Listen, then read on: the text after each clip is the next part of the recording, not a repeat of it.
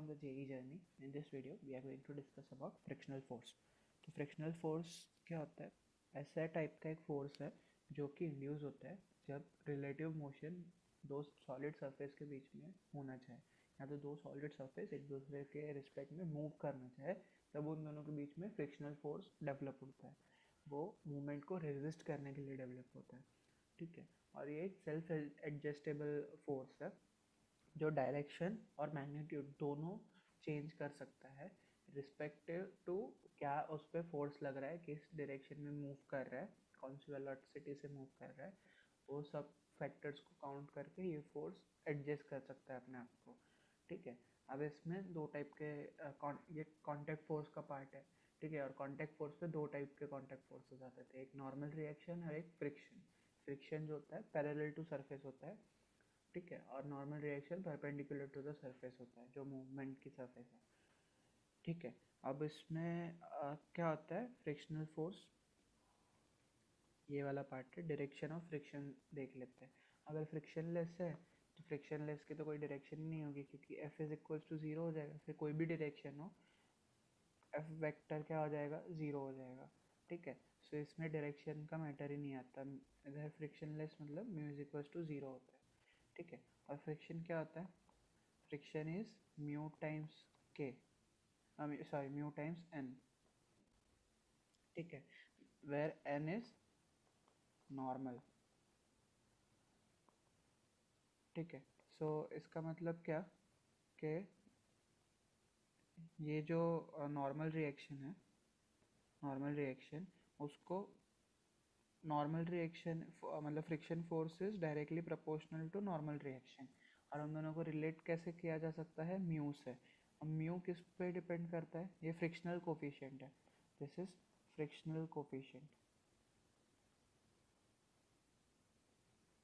ठीक है. अब ये म्यू किस पे डिपेंड करता है? सरफेस की रफनेस पे डिपेंड करेगा. और ये सब ये पहले से गिवन होगा, हर एक चीज़ का म्यू पहले से गिवन होगा, या तो फिर निकालना होगा तो एफ और एन गिवन होगा. ठीक है. इसको और किसी तरीके से निकाल नहीं सकते. ठीक है. और फ्रिक्शन आ गया. फ्रिक्शन इज पता चल गया म्यू इंटू एन. डन. अब नेक्स्ट क्या है? Resist the tendency of movement. मतलब फोर्स अगर इस डायरेक्शन में लग रहा है तो फ्रिक्शन क्या होगा, इस पे इस डायरेक्शन में लगेगा. This is frictional force.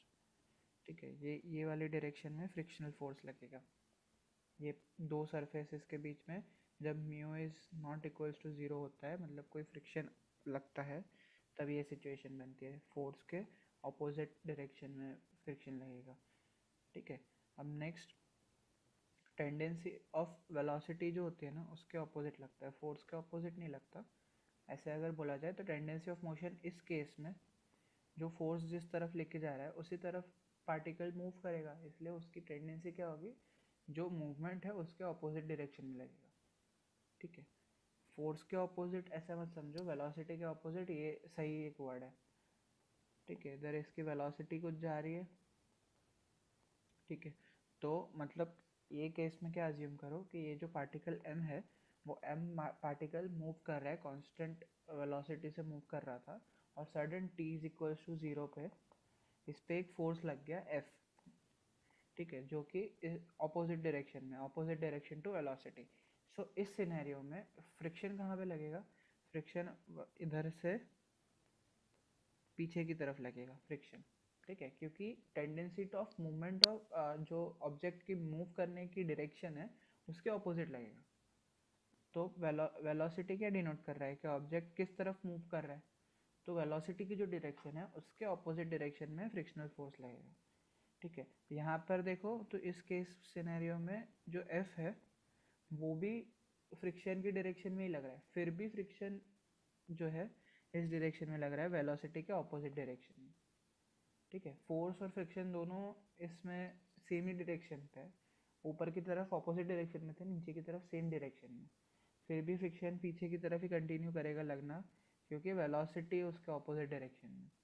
ये नो डाउट ये जो वेलोसिटी है वो डिक्रीज करना स्टार्ट हो जाएगी क्योंकि फोर्स लग रहा है. फोर्स एक एक्सेलरेशन डिसलेरेशन दे रहा है पार्टिकल को, तो डिसलेरेशन की वजह से वेलोसिटी डिक्रीज होगी. बट जब तक वेलोसिटी है इस डायरेक्शन में तब तक फ्रिक्शन फोर्स इसी डायरेक्शन में लगता रहेगा. ठीक है. क्लियर? अब नेक्स्ट है मैग्नीट्यूड ऑफ फ्रिक्शन। अब इसमें क्या होता है, फ्रिक्शन में दो चीज़ें होती है। जब तक पार्टिकल रखा हुआ है रेस्ट पे, ठीक है, और उसको फोर्स लगा रहे हैं, तो रेस्ट पे है, वेलोसिटी जहाँ पर ज़ीरो है वहाँ पे उसको कितना मैक्सिमम फोर्स लगा सकता है, मैक्सिमम फ्रिक्शन कितना इंड्यूस होता है उसको अपोज करने के लिए, उसको स्टैटिक फ्रिक्शन बोलते हैं। ठीक है, ये जब पार्टिकल ऑब्जेक्ट रेस्ट पे होता है, मतलब v इज इक्वल्स टू जब ज़ीरो होता है तब स्टैटिक फ्रिक्शन लगता है उसमें। ठीक है, और स्टैटिक फ्रिक्शन ज़्यादा होता है जब स्टैटिक फ्रिक्शन को क्रॉस कर जाए फोर्स। ठीक है, ये एक पार्टिकल है, अब जहाँ तक v is equals to zero है तब तक उस पर स्टैटिक फ्रिक्शन लगेगा एफ एस। ठीक है, ये मैंने इस तरफ से उसको खींचना स्टार्ट किया एफ से, तो मेरे को पीछे की तरफ लगेगा स्टैटिक फ्रिक्शन। अभी भी इस टाइम पे भी वेलोसिटी क्या है, ज़ीरो है। फिर जैसे जैसे फोर्स बढ़ेगा वैसे वैसे फ्रिक्शन बढ़ना स्टार्ट होगा। ठीक है, क्योंकि उसको रेजिस्ट करना स्टार्ट करेगा ना, रेजिस्ट ज़्यादा करेगा फ्रिक्शन फोर्स, तो पीछे की तरफ उसको रेजिस्टेंस ज़्यादा मिलता रहेगा। फिर एक सर्टेन टाइम आएगा जिसके बाद वो ऑब्जेक्ट फोर्स की डायरेक्शन में मूव करना स्टार्ट कर देगा। तो जैसे ही वो इंस्टेंट आया उसके बाद जो फ्रिक्शन लगेगा ना वो एफ के लगेगा।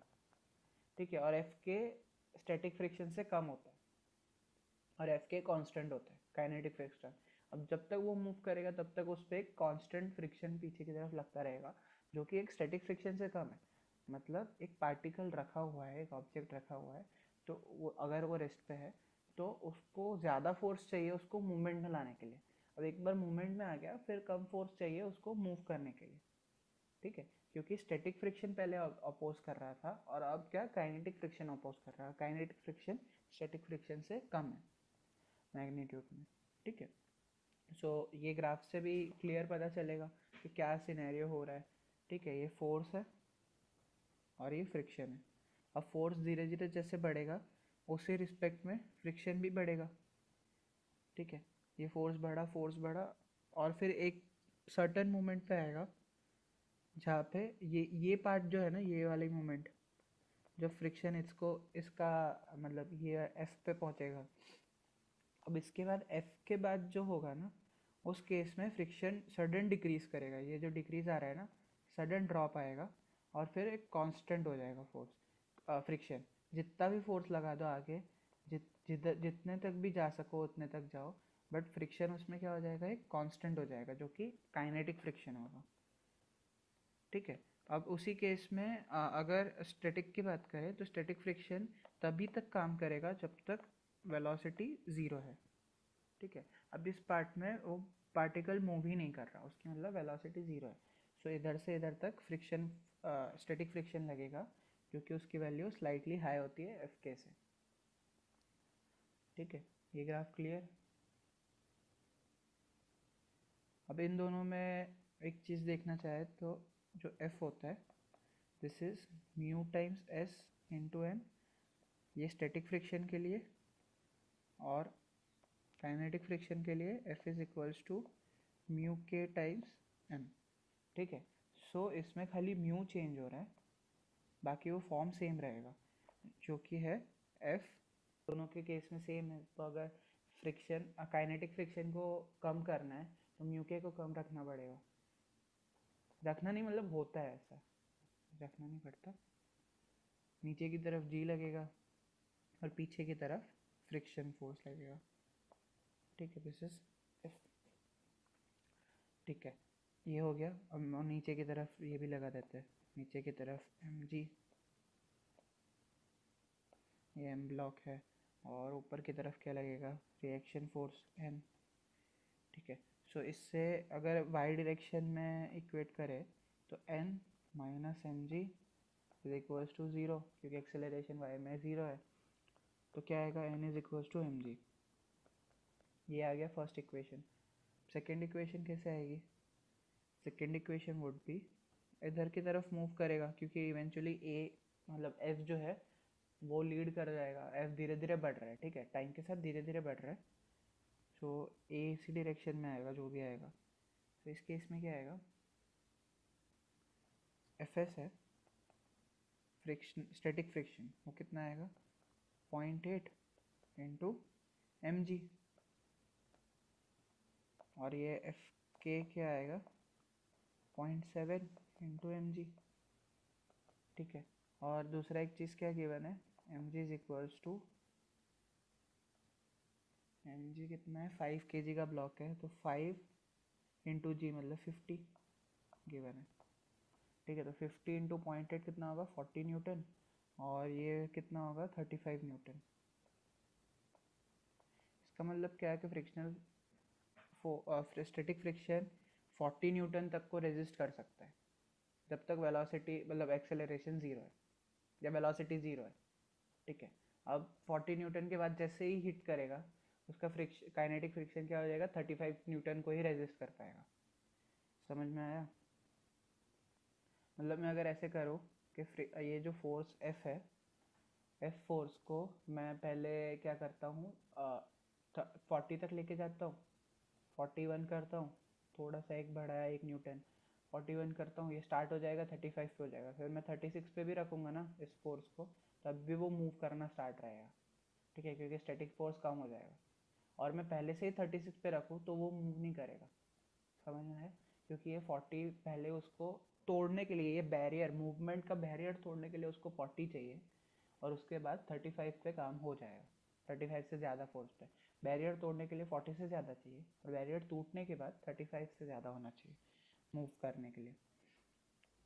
अब इस केस में क्या होगा, एफ की वैल्यूज़, फोर्स की वैल्यू और एक्सेलरेशन इन एक्स डायरेक्शन की वैल्यू ये ग्रीन में लिखता है। ठीक है, अब फोर्स क्या है, फोर्स मैंने पहले 0 न्यूटन लगाया, 0 न्यूटन फोर्स लगाया तो फ्रिक्शन भी 0 न्यूटन होगा, एक्सेलरेशन भी 0 होगा। ठीक है, और ये कैसे रिलेट करेगा, acceleration F minus friction upon mass, ये एक्सेलरेशन होगा। ठीक है, ये तो सीधा इक्वेशन से ही पता चलेगा।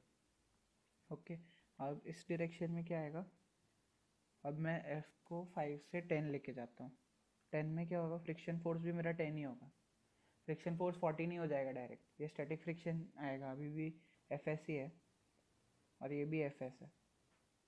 ठीक है, जब रेस्ट पे कोई फोर्स कुछ नहीं लग रहा तो फ्रिक्शन भी नहीं लगेगा, ये भी स्टैटिक फोर्स है, और इधर भी ज़ीरो, ये 0 0 डाला तो ए 0 आ जाएगा। ठीक है, मूव नहीं कर रहा। अब मैंने 40 डाल दिया, 40 डालने पे क्या होगा, फ्रिक्शन फोर्स भी 40 हो जाएगा, स्टैटिक फ्रिक्शन, इधर भी 0 आएगा। मैंने जैसे ही 41 डाला, या मान लो 41 डाल के, तो ये क्या कर जाएगा 35 हो जाएगा, ये काइनेटिक फ्रिक्शन है। और एक्सेलरेशन क्या आएगा 41 माइनस 35 अपॉन 5, जो कि 6/5 आएगा, 1.2 मीटर पर सेकेंड। ठीक है, सेकेंड स्क्वायर। सो ये उसका एक्सेलरेशन आ गया। जैसे ही मैंने 41 किया, फ्रिक्शनल फोर्स 35 हो गया, इधर से इधर ड्रॉप किया। ठीक है, ये चीज़ समझ गया। 41 मतलब क्या, कि F जब 40 से ज़्यादा हो तब उसका वैल्यू ये आ जाएगा। ठीक है, एक्सेलरेशन का value. So this is it. इतना समझना है कि फ्रिक्शन फोर्स कैसे काम करता है। ठीक है, मतलब कैसे कैसे इंड्यूस होता है।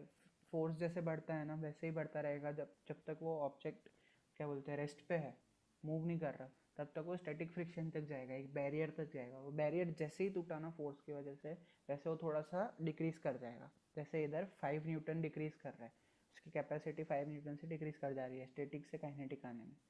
ठीक है, क्लियर? ओके, अब क्या है, एक एग्जांपल है फटाफट सा। अब इसमें क्या बोला है, फ्रिक्शन निकालना है सारे ब्लॉक के बीच में। अब दो ब्लॉक दे के रखे, ग्रीन ब्लॉक और ब्लू ब्लॉक। अब उसमें ये इसको मैं ग्रीन और ब्लू बोलने की जगह जी और बी बोल देता हूँ। ठीक है, सो अब क्या बोला है कि 5 न्यूटन का फोर्स लग रहा है मेरे को, क्या अब निकालना है, फ्रिक्शन फोर्स निकालना है और एक्सेलरेशन निकालना है, ए जी और इसका। ठीक है, अब दोनों ब्लॉक का क्या वेट है, 1 kg है, मास दोनों का 1 kg,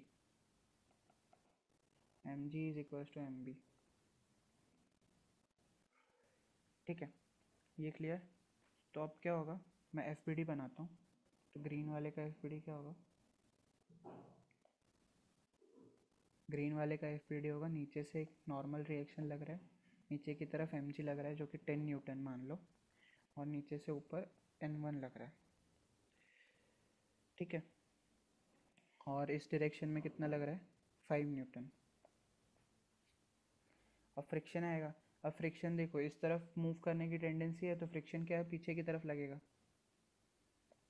ठीक है। F1, ये सब कुछ क्लियर हो गया, ठीक है। अब किसकी एफ बनानी है, ब्लू वाले की। ब्लू वाले की एफ ये रही। ब्लू वाले में अगर फ्रिक्शन नीचे की तरफ लग रहा है तो इक्वल एंड ऑपोजिट रिएक्शन लगेगा ना, तो ये एफ की वजह से इधर एक एफ लगेगा, वो इस तरफ लगेगा, F1, ठीक है। ये क्लियर हुआ क्यों लगा। ये F1 की ये F1 फोर्स जो नीचे की तरफ लग रहा है ना, मतलब क्या कि ये पार्टिकल फोर्स किस पे लग रहा है, फ्रिक्शन पीछे की तरफ लग रहा है, पीछे की तरफ बोल रहा है, उसका मतलब क्या, क्या वो फ्रिक्शन नीचे की तरफ, नीचे के एक्सिस में एक फोर्स लगा रहा है पीछे की तरफ, क्लियर। ये ग्राउंड पे एक फोर्स लगा रहा है पीछे की तरफ, तो फ्रिक्शन खुद की बॉडी पे तो इस तरफ लगेगा, और नीचे की बॉडी में उसके ऑपोजिट डायरेक्शन में लगेगा, मतलब ग्राउंड पे फ्रिक्शन ये लगेगा। अगर मैं ऊपर के केसेस में भी बोला, इस केस में मान लो फ्रिक्शन, ये जो मैंने डायरेक्शन डिनोट की वो किस पे लग रही है, इस पे लग रही है, इस पे फ्रिक्शन ऐसे लग रहा है। ग्राउंड पे फ्रिक्शन क्या लगेगा, ग्राउंड पे फ्रिक्शन ऐसे इस तरफ पे लगेगा, ग्राउंड तो मूव करेगा नहीं, बट ग्राउंड पे फ्रिक्शन इस तरीके से इधर लगेगा, ठीक है। Equal and opposite reaction, third law of Newton, ठीक है। सो इस केस में क्या आगा, ये ग्राउंड तो नहीं है, नीचे एक ब्लॉक है, तो ब्लॉक पे किस डायरेक्शन में फोर्स लगेगा, ऑपोजिट डायरेक्शन में लगेगा जिधर फोर्स इंड्यूस हुआ है, ठीक है। ये क्लियर। अब इसके बाद क्या करेगा, इसका एक नीचे की तरफ वेट आएगा 10 न्यूटन वापस से, और इधर से एक नॉर्मल रिएक्शन आएगा, क्या आएगा, N2, और ऊपर एक नॉर्मल रिएक्शन है N1।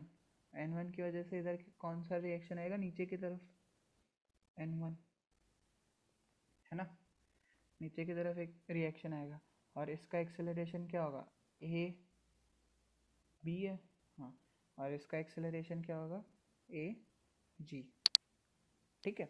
दोनों का एक्सेलरेशन निकालना है, क्या क्या चीज़ निकालनी है इधर लिख देते हैं, ए बी ए जी निकालना है, एक्सेलरेशन दोनों ब्लॉक का, और फ्रिक्शन निकालना है दोनों के बीच में, ठीक है। तो ग्राउंड और इसके बीच में भी एक फ्रिक्शन लगेगा ना, ये फोर्स इस तरफ है, इस तरफ मूव कर रहा है, तो टेंडेंसी किस तरफ होगी ग्राउंड पे लगाने की, इस तरफ होगी, वो फ्रिक्शन F2, ठीक है। ग्राउंड पे किस तरफ लगेगा, ग्राउंड पे फ्रिक्शन इस तरफ लगेगा F2, क्योंकि इस पे फ्रिक्शन F2 ऐसे लग रहा है, क्यों कि ऊपर की तरफ F1 लग रहा है और इस तरफ F1 लगा, ठीक है। ये फोर्सेस के, फ्रिक्शन फोर्सेस की डायरेक्शन हो गई, ठीक है, clear.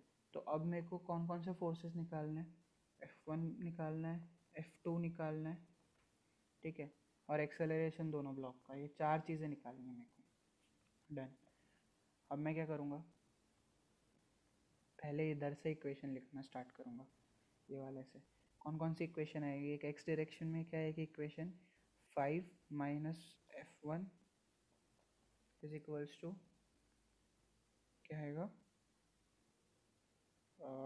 5 minus F1 into weight कितना है, मास कितना है इसका 1, इंटू एक्सेलरेशन ए जी, ये इक्वेशन 1, ठीक है। अब अपने को कितनी इक्वेशन चाहिए, चार इक्वेशन चाहिए, चार अननोन के लिए।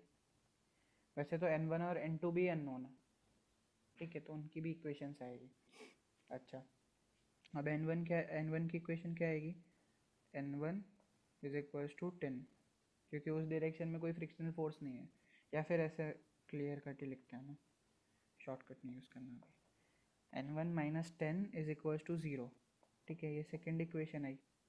थर्ड इक्वेशन क्या आएगी, मतलब है तो 6 अननोन ना, 4 निकालना है, बट N1 और N2 भी अननोन है, तो 6 इक्वेशन आनी चाहिए। तो वो छठी इक्वेशन क्या है, जो इनका रिलेशन है, जो कि N1 टाइम्स म्यू आएगा, वो F1 आएगा, ठीक है। और इधर म्यू क्या है, सरफेस का है 0.1, और म्यू टू क्या है 0.2, ठीक है, ये गिवन है, ये सब डेटा में गिवन है। ठीक है, तो फ्रिक्शन फोर्स क्या आ गया, F1 क्या आ जाएगा, F1 आएगा 0.1 इंटू 10, क्योंकि इधर से N1 क्या आ गया, 10 आ गया, 10 को उस तरफ भेजेंगे तो, और ये रिलेशन से F1 आ जाएगा, तो F1 would be 1 Newton F1। चलो ये आ गया।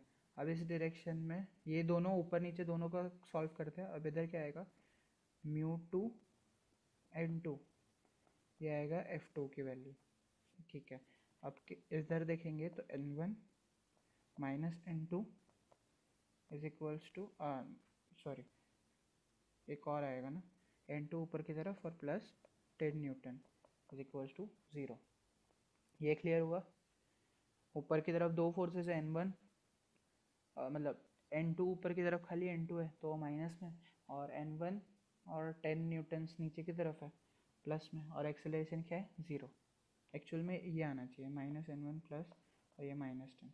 ठीक है, फ़र्क नहीं पड़ेगा, नीचे की तरफ को अपन ने नेगेटिव लिया इसलिए। तो इस केस में क्या बनेगा, N2 क्या आएगा, इधर 10 है पहले का और N1 भी 10 है, सो 10 + 10 इज इक्वल टू 20। ठीक है, और फ्रिक्शन F2 क्या आएगा, F2 भी निकल गया, क्या आएगा 0.2 इंटू 20 विच इज़ 4 न्यूटन्स, है ना, क्लियर।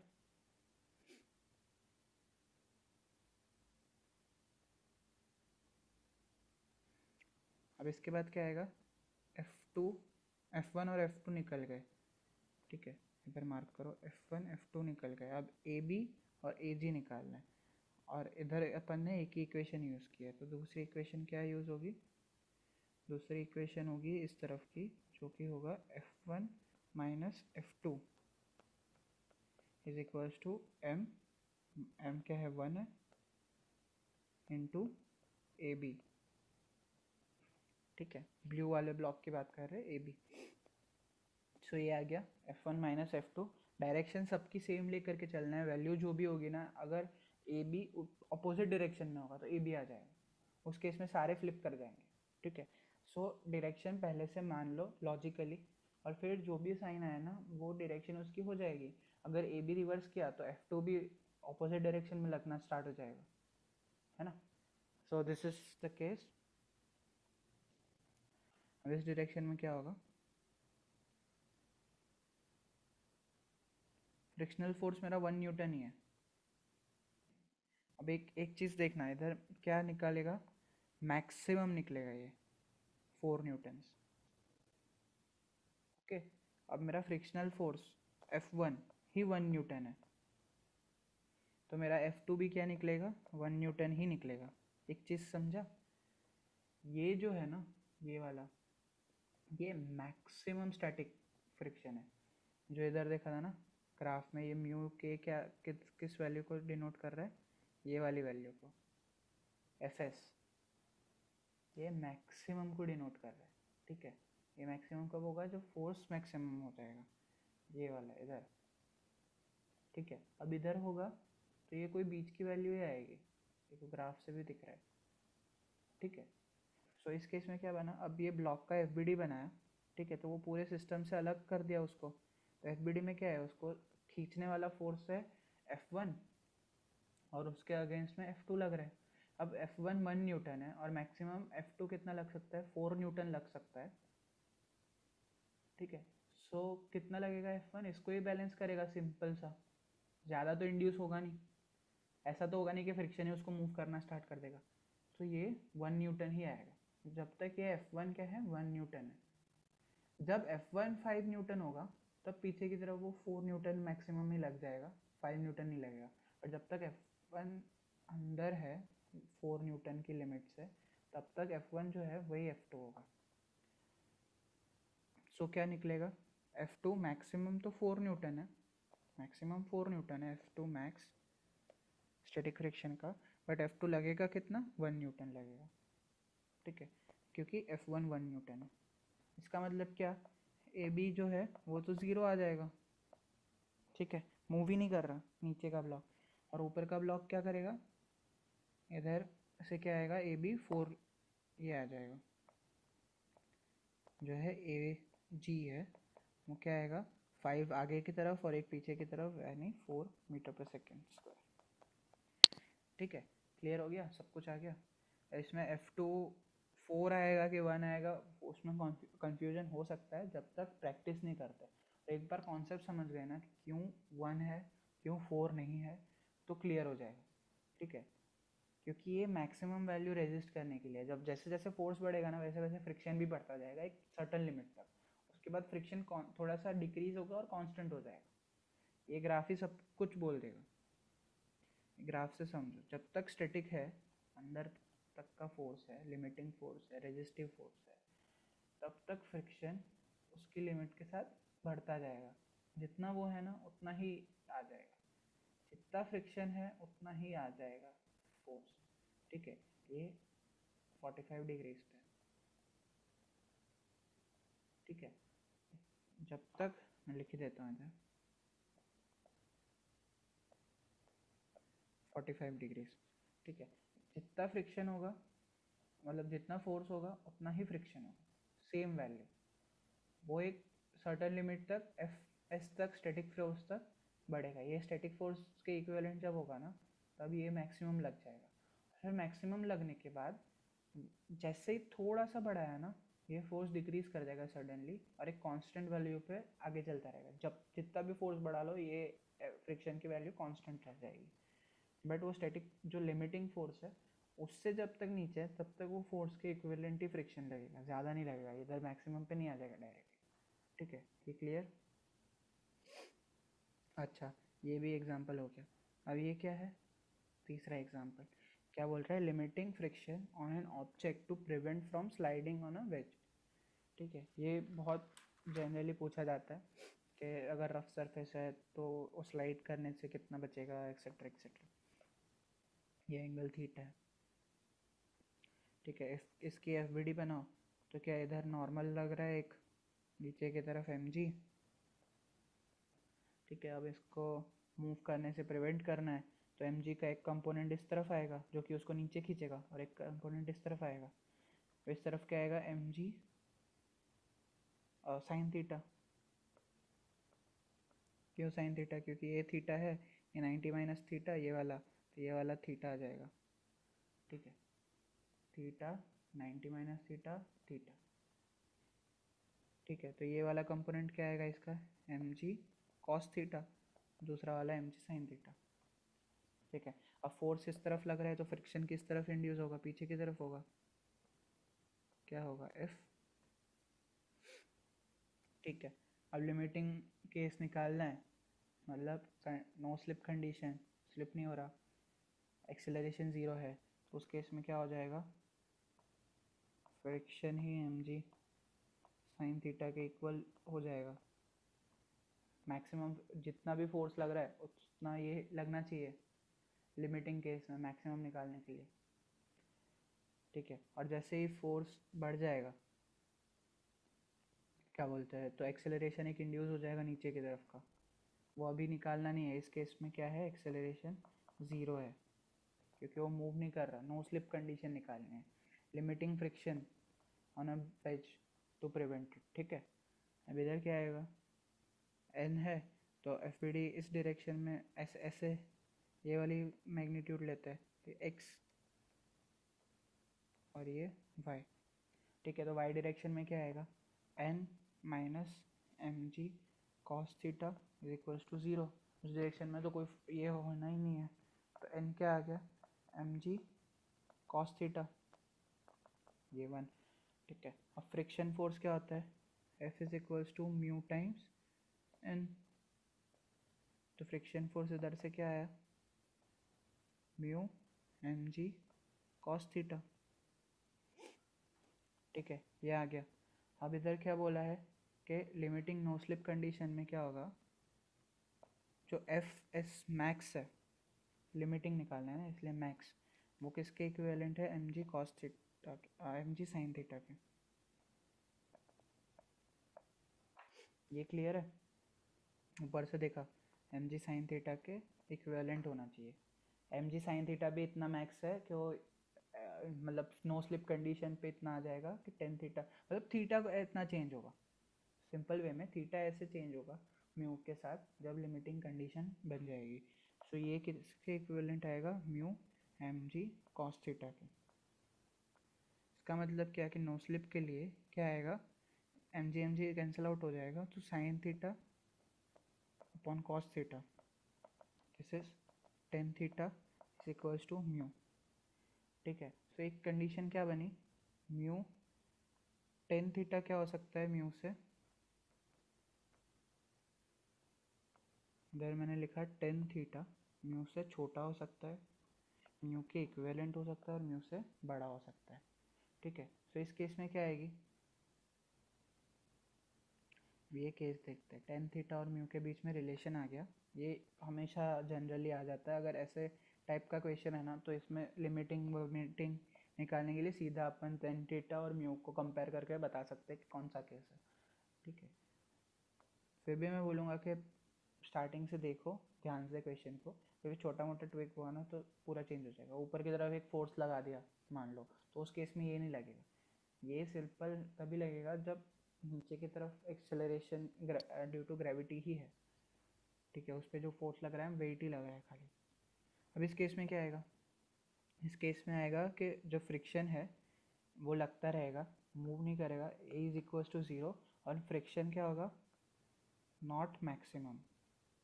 जो फोर्स लग रहा है ना M G cos theta M G sine theta उसके इक्विवेलेंट ही लगेगा, ये मैक्सिमम नहीं आएगा। इधर क्या आ जाएगा, एफ मैक्सिमम आ जाएगा, इधर भी एक्सेलरेशन ज़ीरो है। ठीक है, ये लिमिटिंग केस हो गई, ये वाला लिमिटिंग केस हो गया। जब क्या बोल रहा है, टेन थीटा जब इक्वल हो जाए म्यू से तो वो लिमिटिंग केस है, लिमिटिंग केस यही निकालना था वैसे।